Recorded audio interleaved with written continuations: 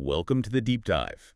Today we're jumping into a really fascinating, and I have to say, a highly provocative stack of sources that really challenge the basic assumptions of modern American government. They certainly do. Our mission here is to unpack the structural critique from tech sphere influencer Curtis Yarvin.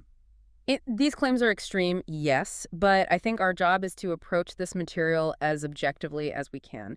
The core argument is that the United States is living under a kind of political delusion. A delusion? Yeah, that the reality of how power works is just vastly different from the official story we're all told. We're really trying to analyze the system as it is, not as it claims to be. Okay, let's lay out the biggest, most controversial ideas right at the top, just so you know what we're getting into. Brace for impact. Right. First, the democratic experiment, he says, has failed. Second, the U.S. should be run more like a corporation, for efficiency. Right.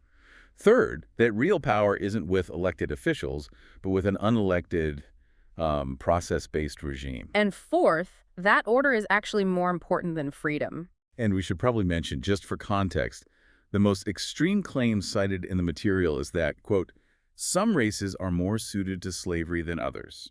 We'll get into why a statement like that is used, but again, we're just analyzing the source material here. Exactly. And to tie this all together, he uses this really powerful analogy. He says governance today is like living in the Truman Show. Oh, wow. Everything looks normal, everything seems fine on the surface, but if you look just a little too closely, you can see the seams in the sky. The official narrative is there to hide the harsh reality of who's really in charge. That's a great place to start then, concealment. Let's talk about the language of politics, because if it's all a deception, do the words we use help obscure that reality? According to this analysis, absolutely. The words are deployed to cloak reality, not to describe it. Okay, give me an example. Take the United Kingdom. It's called a kingdom. It has a king, but it's not actually a kingdom run by a king. Right, everyone knows that. He's a figurehead. Precisely. His title has outlived its actual function. And that same kind of semantic deception has crept into American politics. Especially with the words politics and democracy. I mean, analytically, they should mean the same thing. You can't have democracy without politicians. They should, but they've gotten these completely opposite feelings attached to them. Democratic is good. We want to, democratize foreign policy. That sounds noble, open. But political is bad. Nobody likes politicians. Everything is too politicized. So democratic means efficient and good, and political means corrupt and messy. Exactly. And the sources say this split is crucial. It lets a system run by, faceless experts and procedures get celebrated as democracy, while any actual power struggle is dismissed as just dirty politics. And the most cynical example of this. Oh, it's global. Look at North Korea, the Democratic People's Republic of Korea. It uses 3 euphemisms for democracy to describe a literal dynastic monarchy. Wow. It claims legitimacy using the word for its exact opposite. That's the power of semantic laundering. So if the words are a lie, that takes us right to our next point, the rise and fall of the CEO president. How did the real power in Washington slip away from the White House? Right. This is the origin story of the deep state. And the analysis uses a scale from 0 to 1 for presidential power. 0 is no power, 1 is absolute monarchical power. And the last president to get close to a 1.0 was? Franklin Delano Roosevelt, FDR. He died in 1945, and he was the last of his kind. So he was running the government like a CEO? Yeah. Decisive, unilateral? Yeah, think C-suite meetings instead of cabinet meetings. He could just decide to do things, big things. The source uses the example of building the Pacific Coast Highway, Route 1. A massive project? And he could just make it happen. Trying to do something on that scale today would be, and this is a quote, unimaginably impossible. And we hear that all the time. But why? Structurally, what's stopping us? It's not like we lost the ability to pave roads. No, it's because the system now is designed for process, not for execution. A president today would face decades of environmental reviews, lawsuits, budget fights, turf wars between agencies. The system itself guarantees nothing gets done. It guarantees stasis. So when FDR, the CEO, died, there was no one to replace him. The power had to go somewhere. It flowed down. It flowed out of the Oval Office and into that permanent infrastructure, the agencies, the career bureaucrats, and that solidified into what the sources call the regime or the deep state. Which brings us to the Trump paradox. I think a lot of people are confused with this. The sources say he had a huge impact, maybe 3 to 10 times his predecessors. Yeah. But how if the presidency is so weak? It's because even that huge impact is still tiny on the absolute 0 to 1 scale. It's much, much closer to 0 than to 1. So the baseline was just so low that any movement looked massive. That's it, exactly. Maybe past presidents were operating at a 0.01 on the scale. If he came in and operated at a 0.1, it felt like a revolution. And the regime, the deep state, just weathered the storm by using process. Yes, you don't need a coup. You just use friction. Leaks, lawsuits, subpoenas, bureaucratic foot-dragging. The prediction is that the presidency is just going to keep getting weaker, more ceremonial, like the British monarchy. A ceremonial presidency. Yeah. That leads perfectly to the next argument, that the U.S. is basically an oligarchy. Rule of the few, not the many. Right. Using Aristotle's categories, this is where the analysis lands. It's an institutional oligarchy. Okay, so what does that mean? Who are the few? It's not an aristocracy of blood. It's an oligarchy of institutions. The power flows from a handful of elite universities. Harvard's, the Yales. Right. And from there into the key jobs in government, in media, in the big foundations and NGOs, they all share the same worldview, the same pedigree. They are a coherent ruling class. And this is what some people might call a meritocracy. That's the euphemism, yes, or civil society. But when you define democracy as the rule of these experts, you're just hiding an oligarchy in plain sight. There's a great analogy for this in the source material. The New Yorker cartoon, yeah.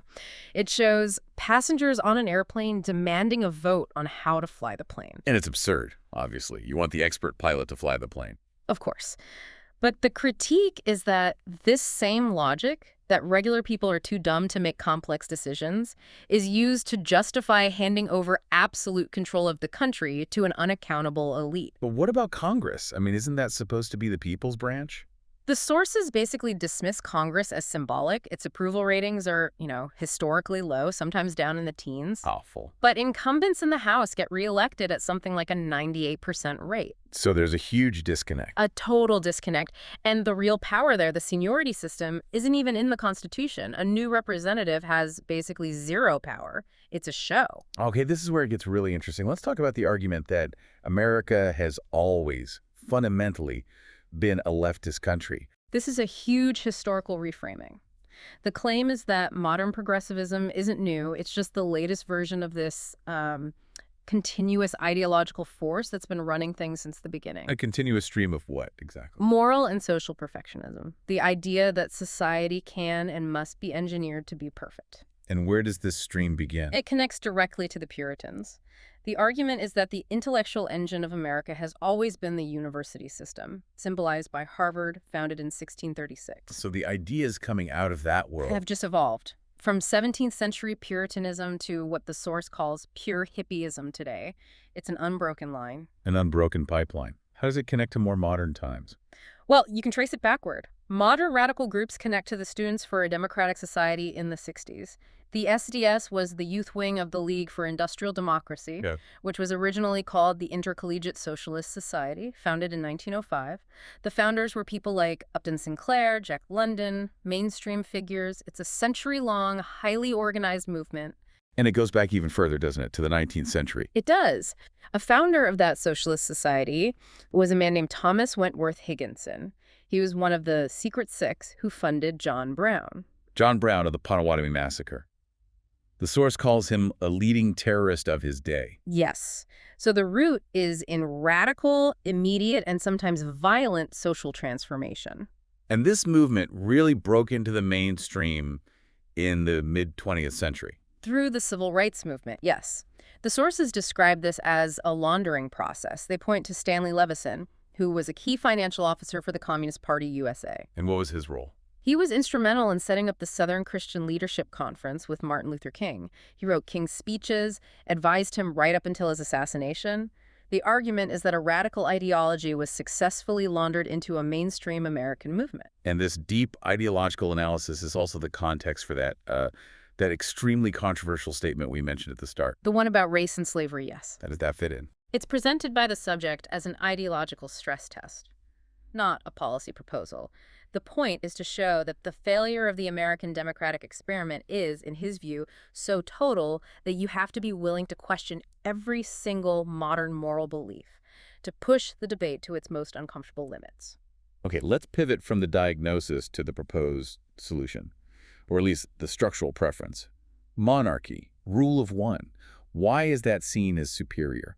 In a word, effectiveness. The rule of one, the pyramid command structure, is argued to be the universal form of success. In any organization. Any successful one. A startup, a military unit, a restaurant kitchen. It provides clarity, speed, accountability. Whereas a system of checks and balances is designed to prevent action. Exactly. The source jokes that if Apple had a Congress of engineers voting on every feature, they'd never ship an iPhone. The efficiency difference between a command structure and a procedural one is, 10x, maybe 100x. And the big modern example of this is China. Yes. China, despite being founded by, quote, a psychopath in Mao, created an institutional monarchy. And under competent leaders like Deng Xiaoping, the source says they are beating us. With their gleaming infrastructure, their tech advances. Compared to, say, the New York City subway system, it showcases the power of a centralized system versus the inertia of our procedural one. But isn't the risk of the rule of one just catastrophic failure? I mean, what if you get an incompetent or evil person in charge? That is the single greatest flaw, and the sources absolutely acknowledge it. They point to historical examples like Charles II of Spain, who was, he was basically unfit to rule due to generations of inbreeding. So how do you solve for that? The idea isn't to bring back hereditary monarchy. It's to find a modern structure that can identify and empower a competent CEO-type figure. The risk of a bad leader is high, sure, but the source argues our current system guarantees mediocrity, and that's just a slower, more certain kind of failure. Let's bring this down to a real-world example of how the rule of experts fails. The case of COVID-19. This is presented as a prime example of structural failure, and it all comes down to a conflict of interest. A conflict for whom? For virologists. Their public job, their stated interest, is to beat viruses. But their actual bureaucratic interest, it's getting grants, publishing papers, and keeping their jobs. And those two things are in conflict. They can be. The incentive system, the source argues, actually pushes them to behave like mad scientists. How so? By doing gain-of-function research, intentionally making viruses more dangerous. Because a more dangerous virus leads to splashy papers, big headlines, and a flood of government funding to fight the very threat you helped create. The system rewards maximizing risk. And there's an incredible example of this with Jeffrey Taubenberger. Yes, the man who replaced Anthony Fauci. He became famous by, get this, resurrecting the 1918 flu virus from a body found in the Alaskan permafrost. Wow. His entire career was made by literally bringing a plague back into the world. It shows how normal people are incentivized by the system to do these insane things. And this same logic, this structural compulsion, is applied to foreign policy. Yes, the source calls NATO expansion gain-of-function diplomacy. It's not a rational response to a threat. It has no bearing on the security of, say, Fort Lauderdale, but it's an institutional need to expand, to act, which in turn creates more instability and danger. So we have this diagnosis, an insulated oligarchy versus a rising populism, and both sides are, in a way, correct about the flaws of the other. So what does this realist foreign policy look like in practice? The big picture is isolationism. Abandoning the empire because it's a financial and diplomatic loser. Within that, though, it's about gunboat diplomacy, or a very pragmatic, realist foreign policy. And the Venezuela operation under Trump is held up as a good example. A successful one, yes, because it avoided a moral crusade and focused on a pragmatic outcome. Which means what? Instead of seeking Nuremberg-style trials for leaders you don't like, you just buy them out. The strategy for Venezuela was, allegedly, to just offer key intelligence figures a massive amount of money to flip. So apply that to North Korea. Same logic. Don't fight a forever war. Offer Kim Jong-un $1 billion and a villa in the south of France to just go away. It's cheaper and more effective. And that contrasts really sharply with the approach to Iran. Very sharply. The source warns that encouraging the protests there will just lead to a massacre. Why? Because the regime, the Ayatollahs, haven't lost confidence in themselves yet. A realist knows that when a command structure is still unified and confident, challenging it head-on just gets a lot of people killed for nothing. This whole deep dive really presents a huge challenge. It feels like the core tension is that Americans know they're in a bad spot governmentally, but they're paralyzed by this idea that the perfect is the enemy of the good. Exactly. You're waiting for some perfect, total solution, so you end up doing nothing at all. It's a kind of structural paralysis. And the critique here is that we should be looking at the smaller but really destructive incentives that cause good people to do bad things, like gain-of-function research. Right. If you just change the incentive structure, you can change the outcome, even if the whole system is still a mess. So as you reflect on all of this, here's a final thought for you to take away. Where in your own professional life, in your company, your industry, your community, are you maybe waiting for that perfect system to arrive? And what good but imperfect structural changes are you ignoring right now that could make things better immediately? Thank you for diving deep with us.